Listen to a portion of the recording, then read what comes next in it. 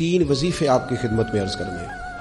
سخت مشکل جب آتی تھی نا تو صحابہ پڑھا کرتے تھے حسبنا اللہ و نعم الوکیل، نعم المولا. پڑھیے گا حسبنا اللہ و نعم المولا و نعم النصیر. اس کا معنی بڑا خوبصورت ہے. بالکل سادہ سا مختصر سا معنی کرے نا تو اس کا معنی یہ ہے میرے لیے اللہ ہی کافی ہے. اللہ میرا مددگار ہے، اللہ بہترین مددگار ہے، اللہ بہترین کفایت کرنے والا ہے. اس وظیفے کو نہیں چھوڑیں اور اس کے معنی سمیت اس کو یاد رکھیں. آپ محسوس کریں گے طبیعت طاقتور ہو گئی ہے، روح طاقتور ہوگی، اس کو بھولنا نہیں. اور دوسرا آپ سے عرض کرنا ہے کہ اعلیٰ حضرت چونکہ ہم سلسلہ طریقت میں فاضل بریلوی سے وابستہ ہیں اور باقی جتنے بھی لوگ ہیں سارے ماشاءاللہ انہی سے وابستہ ہیں. اعلیٰ حضرت نا لا حول ولا قوت الا باللہ العلی العظیم پڑھنے کی بڑی فضیلت بیان کرتے ہیں.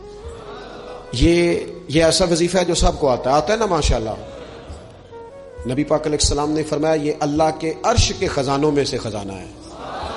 اعلیٰ حضرت فرماتے ہیں 99 دفعہ پڑھو لا حول ولا قوت الا باللہ العلی العظیم.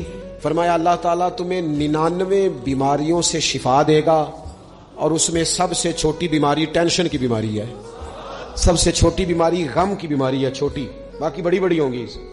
اس وظیفے کو نہیں آپ نے چھوڑنا اور یہ پابندی کرنی ہے. کریں گے انشاءاللہ تعالی.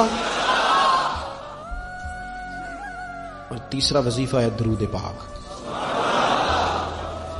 یہ بندہ درود پاک پڑھتا ہے تو پتہ ہوتا کیا ہے، 1 بار پڑھو تو 10 رحمتیں، 2 بار پڑھو تو 3 بار پڑھو تو 4 دفعہ پڑھو تو پھر تو چاروں جانب رحمت ہی رحمت ہو جاتی ہے.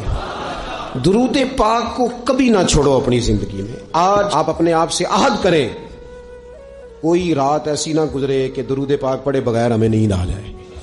یہ ذہن پر 2 وظیفے اور تیسرا درود پاک.